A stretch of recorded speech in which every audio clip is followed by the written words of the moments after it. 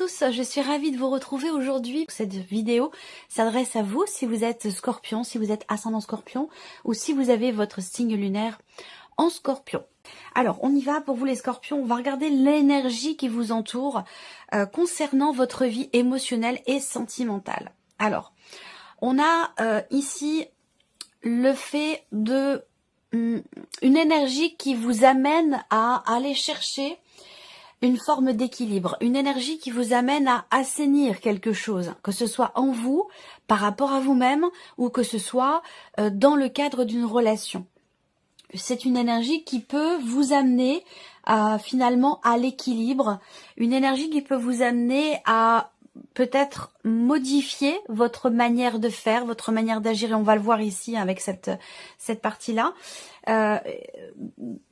Pour un mieux-être, pour un rééquilibrage, pour une réharmonisation de votre équilibre émotionnel ou d'une relation qui est importante pour vous. On regarde votre état d'esprit, les Scorpions, concernant votre vie émotionnelle et sentimentale.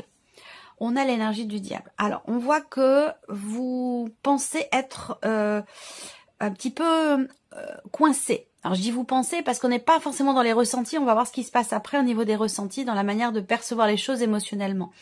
Là on voit que, alors pour certains d'entre vous, on a ici le fait que vous soyez focalisé sur un relationnel avec une personne qui est du signe du Capricorne. Mais alors après, comme je le dis toujours, quand je donne des signes astro, ça reste quand même des indications. Voilà, puisque vous êtes quand même nombreux et nombreuses. Mais il est possible qu'effectivement, vous soyez focalisé sur le fait d'équilibrer, de réharmoniser une relation avec quelqu'un qui est Capricorne. Le fait que vous ayez cette carte dans votre état d'esprit va indiquer aussi le besoin de vous libérer de quelque chose, le besoin de vous délivrer de quelque chose qui vous pèse. Je pense qu'il y a un besoin, une envie ou une réflexion qui a lieu pour pouvoir peut-être guérir, assainir, comme je le disais tout à l'heure, ou équilibrer un relationnel. Il est possible également que avec cette carte-là, vous vous sentiez un petit peu coincé, enfermé, emprisonné dans l'obligation de. On ne se sent pas libre finalement ici avec cette carte-là. Alors ça peut être libre de ses mouvements, libre de penser, de ressentir. Bon voilà, ça va être différent selon chacun de vous bien entendu. Mais quand il y a cette carte-là, il est vraiment question effectivement du fait de se sentir un peu coincé. De se sentir dépendant de quelque chose. On peut parler aussi d'une prise de conscience par rapport à une dépendance affective également. Pour certains ou certaines d'entre vous, ça c'est tout à fait possible. On va regarder ce que vous ressentez au plus profond de vous-même au sujet de votre vie émotionnelle et sentimentale.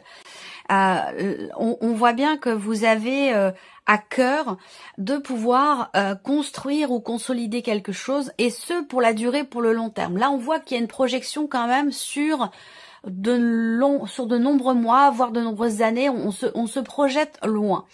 On a envie ici de s'investir pleinement. Et avec les faits que vous ayez le diable dans votre état d'esprit, on a envie de s'investir pleinement, mais on ne s'en sent pas capable, ou on a l'impression peut-être de ne pas pouvoir le faire. Il y a quelque chose qui vous contraint. Ça peut être une situation, un travail, une famille, une énergie, une personne. En tout cas, on a l'impression ici d'être effectivement emprisonné dans quelque chose, d'être soumis à quelque chose et de ne pas pouvoir du coup peut-être faire avancer, construire ou faire évoluer un relationnel qui est important pour vous, dans lequel ici avec le 10 de denier, dans lequel vous souhaitez vous investir véritablement pleinement, vous projeter, réparer ou construire quelque chose d'important dans cette relation. On va regarder ce que vous faites, vous, concrètement, l'énergie d'action, par rapport, évidemment, à votre vie émotionnelle et sentimentale. Et ou sentimentale. Alors, qu'est-ce qu'on a? Le 5 d'épée. Donc, on voit que là, on cogite beaucoup. Le fait qu'il y ait le 5 d'épée, on va parler d'un conflit intérieur. D'une certaine dualité ou d'une certaine contradiction. C'est-à-dire que là, vous voyez, vous vous sentez contraint ou soumis, contrainte ou soumise, ou avez l'impression peut-être de manquer de liberté quelque part, et en même temps, vous voulez vous engager, vous investir pleinement. Donc on est effectivement là dans une forme quelque part de dualité. Donc il va s'agir ici, grâce à l'énergie qui vous entoure, d'aller chercher l'équilibre, d'aller chercher le juste milieu. Je pense que là, en fait, la dualité, la contradiction, elle peut se situer sur, effectivement, bien sûr, deux opposés, mais sur le fait de ne pas forcément aller forcément complètement dans un sens ou complètement dans l'autre. Il y a peut-être cette idée-là d'aller chercher quelque chose de juste, quelque chose d'équilibré. On va voir, on va développer le tirage par rapport à la personne qui est en face de vous. Mais l'énergie qui vous entoure vous amène en fait à doser, à mesurer et à trouver quelque part un juste équilibre, à trouver un juste milieu. On va regarder l'énergie qui entoure la personne qui est en face de vous. Je le rappelle, ça peut être votre conjoint, votre partenaire, la personne de votre cœur, votre femme, votre mari. Mais ça peut aussi ici être une personne tout autre. Si vous n'avez pas de vie sentimentale, ça peut très bien être quelqu'un en face de vous, quelqu'un qui fait partie de votre famille ou quelqu'un qui fait partie de vos amis aussi. Une amitié qui est essentielle et qui est importante. Alors, ici, l'énergie qui entoure cette personne. Cette personne ici, on voit que, de par l'énergie qui l'entoure, on voit que, alors là, on est dans un aspect quand même plutôt amoureux, mais l'énergie qui entoure cette personne l'amène à être quelque part, j'allais dire, dans le désir, dans l'envie. Alors, on va voir de quelle manière, comment ça se matérialise, comment ça se situe. Je vais développer quand même ici. On va regarder l'état d'esprit ici de la personne qui est en face de vous. Le valet d'épée. Alors, on a quelqu'un qui, ici, est dans une volonté déjà de communication. Est-ce que cette personne attend un message de votre part? Est-ce que cette personne a envie ou besoin, ou projette de vous communiquer quelque chose? En tout cas, on a clairement ici cette notion d'échange, cette notion de communication. Il est possible que cette personne... Alors là, on est dans un aspect quand même plutôt amoureux. Il est possible que là, on ait quelque chose qui soit naissant. On peut parler d'une relation naissante ou d'une énergie de nouveauté dans votre relation avec cette personne. Si je mets encore, on va voir après parce que je vais rajouter une carte du tarot pour mettre en rapport finalement vos énergies et les siennes. Mais on voit que cette personne, elle est dans une dynamique quand même, une volonté de communiquer. Voilà, de communiquer, d'échanger. Peut-être que vous ne pouvez pas. Peut-être que vous êtes déjà dans une situation établie, que vous avez une certaine attirance pour une personne sans pour autant qu'il vous soit possible de matérialiser les choses finalement. Et puis il se peut également que vous soyez dans la contradiction entre ce que vous avez bâti et construit et ce que vous désirez aujourd'hui. Il peut y avoir un certain décalage qui amène effectivement à des contradictions.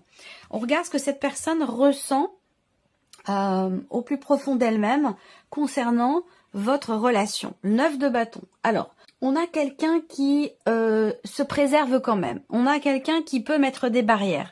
Il est possible que cette personne soit quelque part dans la séduction. Et si ce n'est pas amoureux, ça peut être quelqu'un qui peut quelque part chercher votre attention, chercher la communication avec vous. Mais dans le même temps, c'est quand même émotionnellement quelqu'un qui a tendance à mettre des barrières. Vous voyez, ou quelqu'un qui a tendance à vouloir se préserver, se protéger. Donc on voit que il est possible aussi, du fait d'avoir cette carte-là, que cette personne ait le sentiment que vous mettez des barrières dans cette relation. Soit au niveau de la communication, soit par rapport effectivement à ce que vous désirez consolider, construire ou matérialiser dans cette relation. On va regarder ce que cette personne fait, de quelle manière elle agit concrètement pour votre relation. Et oui, la tempérance. Donc on rebondit ici sur la première carte avec la dernière carte.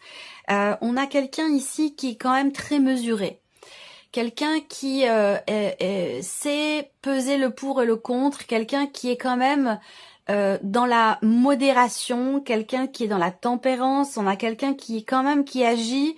Je pense, comment dirais-je, certainement avec réflexion.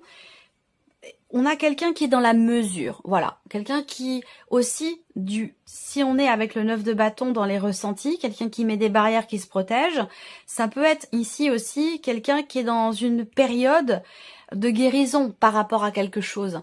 Donc il n'est pas forcément prêt à s'ouvrir et à s'investir pleinement, en tout cas émotionnellement, parce que là on a quelqu'un qui met quand même une certaine retenue, quelqu'un qui se protège, quelqu'un qui met des barrières. Donc la raison, c'est peut-être parce que c'est quelqu'un qui est en cours d'acceptation, en cours de guérison par rapport à quelque chose de particulier. On va ici ajouter une carte du tarot par rapport à vos états d'esprit respectifs et on voit ce que ça donne quand on les met ensemble. Bon, le roi de denier quand même. L'idée d'avancer, l'idée de consolider peut-être quelque chose dans la relation ou de consolider votre lien. On a quand même avec ce roi de denier l'idée d'être raisonné, d'être raisonnable. On a quelque chose quand même qui peut être ici calculé dans une certaine mesure sans pour autant que ce soit péjoratif. Hein, vous voyez, c'est plutôt l'idée de mesurer. On mesure ses actes, on mesure les choses, on est raisonnable et raisonner avec l'énergie du roi de denier dans sa manière de réfléchir par rapport à la situation, par rapport à la relation.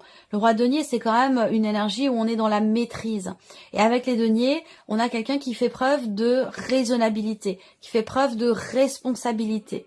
L'idée ici, ça va être d'assumer quelque part. Voilà. Donc, c'est l'addition de vos deux états d'esprit amène ici effectivement à finalement être mesuré, raisonnable et réfléchi. On regarde au niveau des émotions ce que ça donne, les interactions, la synergie entre vos émotions et les siennes. Ça peut amener une réflexion quand même. On fait le point. On fait le point, on réfléchit. Là, on voit que, voilà, il y a quelque chose qui est problématique là au niveau de la communication.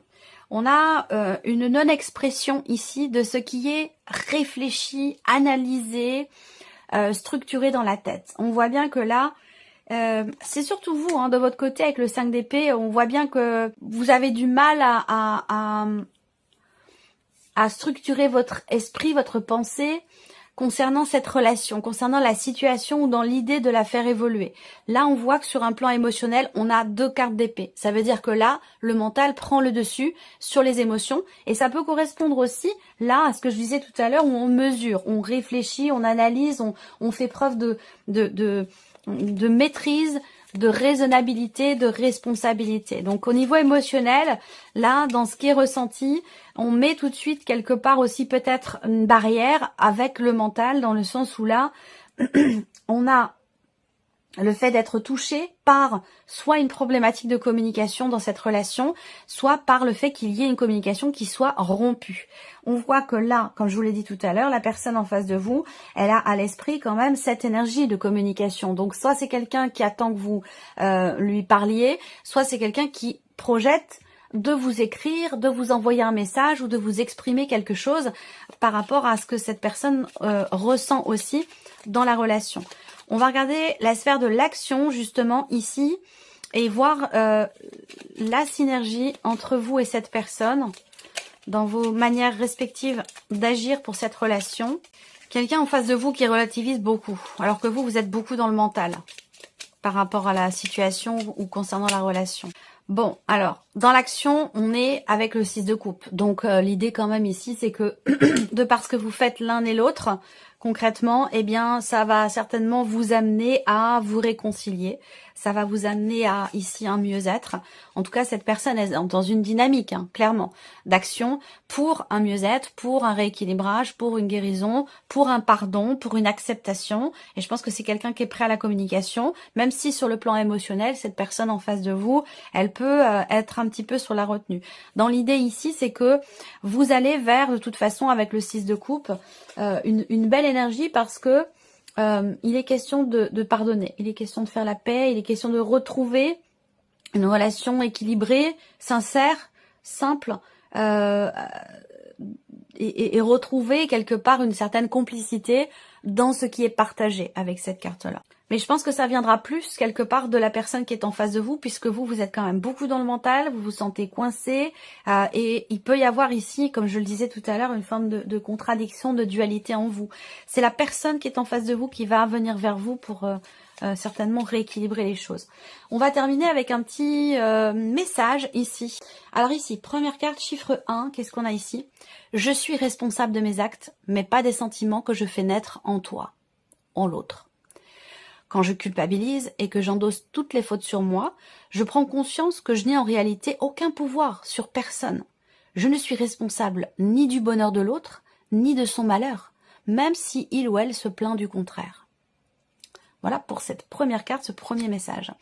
Ici, deuxième carte, chiffre 2, on a « Je dois donner mon accord pour que les réflexions de mon entourage qui me touchent deviennent réelles.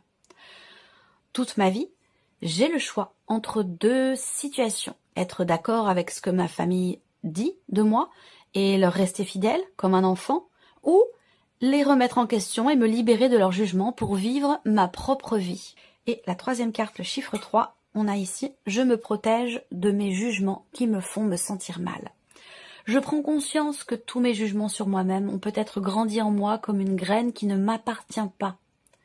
Quand je me dis « je suis nul », par exemple, comment puis-je être sûre que cela vient de moi? Voilà pour vous, mes chers scorpions. J'espère que cette vidéo vous a plu, que ce tirage résonne en vous. Merci à vous, merci de votre présence, de votre fidélité. On se retrouve très bientôt pour les prochaines vidéos. Au revoir.